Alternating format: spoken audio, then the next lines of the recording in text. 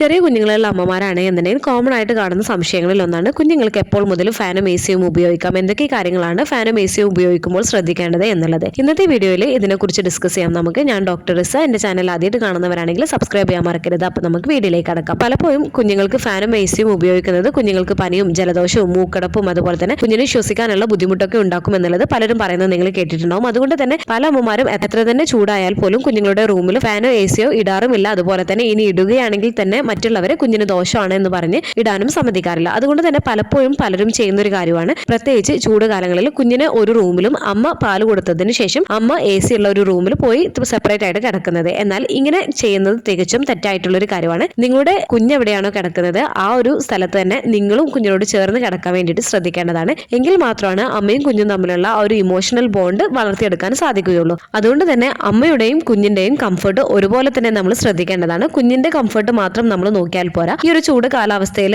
അമ്മയ്ക്ക് ചൂടുള്ള ഒരു റൂമിൽ കിടക്കുമ്പോൾ പല അസ്വസ്ഥതകളും നേരിടാവുന്നതാണ്. അമ്മയ്ക്ക് നിർജ്ജലീകരണം സംഭവിക്കാം. ഇത് കാരണം കൂടുതൽ അസ്വസ്ഥതയും കൂടുതൽ ക്ഷീണത്തിലേക്കും പോവാം. ഇത് അമ്മയുടെ ഫീഡിങ്ങിനെയും അതുപോലെ തന്നെ മാനസിക നിലയും തന്നെ ബാധിക്കുന്നതാണ്. അതുകൊണ്ട് തന്നെ അമ്മയ്ക്ക് ശരിയായ രീതിയിൽ കുഞ്ഞിനെ നോക്കുന്നതിൽ തടസ്സപ്പെടുത്തുകയും ചെയ്യാം. നമുക്ക് ചൂടുള്ള കാലാവസ്ഥയിൽ ചൂടെടുക്കുന്ന പോലെ തന്നെയാണ് കുഞ്ഞിനും ചൂട് കാലാവസ്ഥയിൽ ചൂടെടുക്കുന്നതാണ്. എന്നാൽ നമ്മുടെ കുഞ്ഞിന്റെ ടെമ്പറേച്ചർ നമ്മൾ എപ്പോഴും മെയിൻറ്റെയിൻ ചെയ്യുന്നതിന് വേണ്ടിയിട്ട് ശ്രദ്ധിക്കേണ്ടതാണ്. അതുകൊണ്ട് തന്നെ ചൂട് കാലാവസ്ഥയിൽ നിങ്ങളുടെ കുഞ്ഞിനും നിർജ്ജലീകരണം സംഭവിക്കാം. ഇത് കുഞ്ഞിന്റെ ശരീരത്തിൽ നിന്നും കൂടുതൽ വെള്ളം നഷ്ടപ്പെടുന്നത് കുഞ്ഞിന് ഡീഹൈഡ്രേഷന്റെ സിംറ്റംസ് കാണിക്കാം. കുഞ്ഞിന് കൂടുതൽ ക്ഷീണവും തളർച്ചയും അനുഭവപ്പെടുന്നതിനൊക്കെ കാരണമാകാം. അതുകൊണ്ട് തന്നെ കുഞ്ഞ് കിടക്കുന്ന റൂം എപ്പോഴും ഒരു നോർമൽ ടെമ്പറേച്ചറിലാവുന്നതിന് വേണ്ടിയിട്ട് ശ്രദ്ധിക്കേണ്ടതാണ്. ഇനിയിപ്പോൾ നിങ്ങൾ ചൂട് കാലാവസ്ഥയിൽ എ സി അല്ലെങ്കിൽ ഫാൻ ഒന്നും ഉപയോഗിക്കുന്നില്ല എന്നുണ്ടെങ്കിൽ നിങ്ങൾ ഉപയോഗിക്കുന്ന മുറി നല്ല വെന്റിലേഷൻ ഉണ്ടാവുന്നതിന് വേണ്ടിയിട്ടും നിങ്ങൾ ശ്രദ്ധിക്കേണ്ടതാണ്. കുഞ്ഞ് പ്രസവിച്ചിട്ടുള്ള ഉടനെയാണ് എന്നുണ്ടെങ്കിൽ നമ്മൾ കുഞ്ഞിനെ സ്വാഡിൽ ചെയ്യാറുണ്ട്, കുഞ്ഞിന്റെ ആ ഒരു ടെമ്പറേച്ചർ മെയിൻറ്റെയിൻ ചെയ്യുന്നതിന് വേണ്ടിയിട്ട്. എന്നാൽ ചൂട് കാലാവസ്ഥയിൽ കുഞ്ഞിന് ഒരുപാട് ലെയേഴ്സ് ഒക്കെ വെച്ചിട്ട് കുഞ്ഞിനെ സ്വാഡിൽ ചെയ്യുന്നതും ചിലപ്പോൾ കുഞ്ഞിന്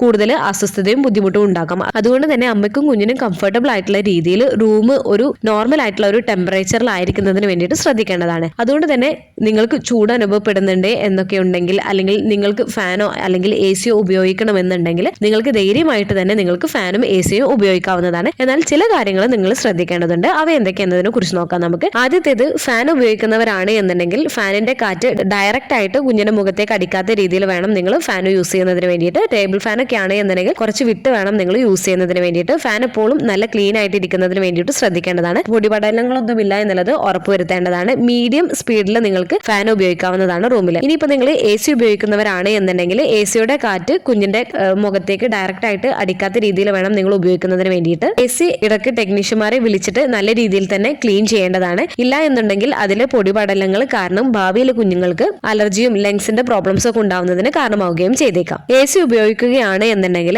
നിങ്ങളുടെ റൂം ടെമ്പറേച്ചർ ഏകദേശം ഒരു 24 മുതൽ 27 ഉള്ളിലുള്ള ആ ഒരു ടെമ്പറേച്ചർ ആയിട്ട് വെക്കുന്നതിന് വേണ്ടിയിട്ട് നിങ്ങൾ ശ്രദ്ധിക്കേണ്ടതാണ്. തുടക്കത്തിൽ നിങ്ങൾ റൂം ഒന്ന് തണുപ്പിച്ചതിന് ശേഷം ഏകദേശം ഒരു 23 ഇട്ട് റൂം ഒന്ന് തണുപ്പിച്ചതിന് ശേഷം നിങ്ങൾ ഒരു 27 ആക്കുന്നതിന് വേണ്ടിയിട്ടും ശ്രദ്ധിക്കേണ്ടതാണ്. ഇടയ്ക്ക് എ സി ഇടുകയും ഓഫ് ചെയ്യുകയും ചെയ്യുന്നതിനേക്കാളും എപ്പോഴും നല്ലത് ആ ഒരു നോർമൽ റൂം ടെമ്പറേച്ചറിൽ മെയിൻറ്റെയിൻ ചെയ്യുന്നതായിരിക്കും എപ്പോഴും നല്ലത്. അതിന് വേണ്ടിയിട്ടാണ് രാത്രി കാലങ്ങളിലൊക്കെ റൂമൊക്കെ ഒന്ന് തണുത്തതിന് ശേഷം 27 ഇടുന്നതായിരിക്കും ഏറ്റവും നല്ലത്. ടെമ്പറേച്ചർ നല്ല കുറഞ്ഞിട്ട് ഇടാതിരിക്കുന്നതിന് വേണ്ടിയിട്ടും നിങ്ങൾ ശ്രദ്ധിക്കേണ്ടതാണ്. അതുപോലെ പെട്ടെന്ന് നിങ്ങൾ പുറത്തൊക്കെ പോയിട്ട് നല്ല ചൂടുള്ള സമയത്തൊക്കെ നിങ്ങൾ പുറത്ത് പോവുകയാണ് കുഞ്ഞിനെ കൊണ്ട് എന്നുണ്ടെങ്കിൽ നിങ്ങൾ തിരിച്ചു വന്നതിന് ശേഷം തന്നെ കുഞ്ഞിനെ കൊണ്ട് ഡയറക്റ്റ് ആയിട്ട് എ സി റൂമിൽ ഇരുത്താൻ പാടുള്ളതല്ല. നിങ്ങൾ ആദ്യം നോർമൽ റൂം ടെമ്പറേച്ചറിൽ കുഞ്ഞിനെ കുറച്ച് സമയം കിടത്തിയതിന് ശേഷം മാത്രം നിങ്ങൾ കുഞ്ഞിനെ എ സി റൂമിലേക്ക് കിടത്തുന്നതിന് വേണ്ടിയിട്ട് ശ്രദ്ധിക്കുകയും ചെയ്യേണ്ടതാണ്. പെട്ടെന്നുള്ള ടെമ്പറേച്ചർ ഡിഫറൻസ് വരുമ്പോൾ കുഞ്ഞിന് അസുഖങ്ങൾ വരാനുള്ള സാധ്യത കൂടുതലായിരിക്കും. അതുപോലെ തന്നെ ചെറിയ കുഞ്ഞുങ്ങളൊക്കെയാണ് എന്നുണ്ടെങ്കിൽ കുഞ്ഞുങ്ങളെ എപ്പോഴും എ സി റൂമിൽ അല്ലെങ്കിൽ ഫാനൊക്കെ ഇട്ട് കിടത്തുകയാണ് എന്നുണ്ടെങ്കിൽ കുഞ്ഞിനെ നല്ല പോലെ തന്നെ പൊതിഞ്ഞ് കിടത്തുന്നതിന് വേണ്ടിയിട്ട് ശ്രദ്ധിക്കേണ്ടതാണ്. കുഞ്ഞിന്റെ കൈകാലുകളിൽ ഒറകളൊക്കെ ഇട്ട് കൊടുക്കുന്നതിനും അതുപോലെ തന്നെ കുഞ്ഞിന്റെ തലയിൽ ക്യാപ്പൊക്കെ ഇട്ട് കൊടുക്കുന്നതിനും നിങ്ങൾ ശ്രദ്ധിക്കേണ്ടതാണ്. ചൂട് കാലാവസ്ഥ ആയതുകൊണ്ട് തന്നെ കുഞ്ഞുങ്ങൾ നല്ല കട്ടിയുള്ള പുതപ്പ് വെച്ചിട്ട് സ്വാഡിൽ ചെയ്യുന്നത് കുഞ്ഞുങ്ങൾക്ക് ചിലപ്പോൾ അസ്വസ്ഥത ഉണ്ടാക്കിയേക്കാം. അങ്ങനെയാണ് കുഞ്ഞിന് കൂടുതലായിട്ട് ഹീറ്റ് റാഷസ് പോലെ വരുന്നുണ്ട് അല്ലെങ്കിൽ കുഞ്ഞിന് കൂടുതലായിട്ട് വേർക്കുന്നുണ്ട് എന്നൊക്കെ ഉണ്ടെങ്കിൽ കുഞ്ഞിനെ പൊതിഞ്ഞു കൊടുക്കുന്ന തുണിയുടെ കട്ടി കുറച്ച് തിന്നായിട്ടുള്ള ഒരു ലെയർ വെച്ചിട്ട് കുഞ്ഞിന് പൊതിഞ്ഞു കൊടുക്കാവുന്നതാണ്.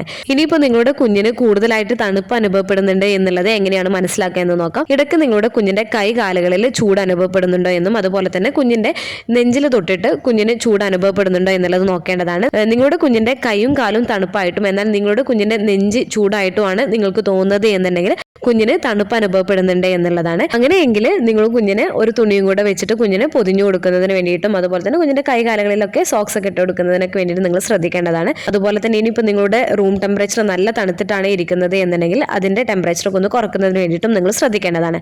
അപ്പോൾ ഒന്നുകൂടെ പറയാം, അമ്മയുടെയും കുഞ്ഞിന്റെയും കംഫർട്ട്, അമ്മയും കുഞ്ഞും കിടക്കുന്ന റൂമിൽ നമ്മൾ ഉറപ്പ് വരുത്തേണ്ടതാണ്. അതിന് വേണ്ടിയിട്ട് അമ്മയ്ക്കും കുഞ്ഞിനും ഫാന് അല്ലെങ്കിൽ AC ആവശ്യമുണ്ട് എന്നുണ്ടെങ്കിൽ അതനുസരിച്ചിട്ട് നിങ്ങൾക്ക് ഫാനും AC യും ധൈര്യമായിട്ട് തന്നെ ഉപയോഗിക്കാവുന്നതാണ്. കുഞ്ഞിന്റെ ബോഡി ടെമ്പറേച്ചർ ഇടയ്ക്ക് ചെക്ക് ചെയ്യുന്നതിന് വേണ്ടിയിട്ടും നിങ്ങൾ ശ്രദ്ധിക്കേണ്ടതാണ്. കുഞ്ഞിന് കൂടുതലായിട്ട് ചൂട് അനുഭവപ്പെടുന്നില്ല അല്ലെങ്കിൽ കുഞ്ഞിന് കൂടുതലായിട്ട് തണുപ്പ് അനുഭവപ്പെടുന്നില്ല എന്നുള്ളതും ഉറപ്പുവരുത്തേണ്ടതാണ്. ഈ ഒരു വീഡിയോ നിങ്ങൾക്ക് യൂസ്ഫുൾ ആയിട്ട് തോന്നിയിട്ടുണ്ടെങ്കിൽ മറ്റുള്ളവർക്കും കൂടെ ഷെയർ ചെയ്ത് കൊടുക്കുക. എന്തെങ്കിലും ഡൗട്ടുകൾ ഉണ്ടെങ്കിൽ കമന്റ് ആയിട്ട് ചോദിക്കാവുന്നതാണ്. അടുത്തൊരു വീഡിയോയിൽ കാണുന്നത് വരെ ബൈ.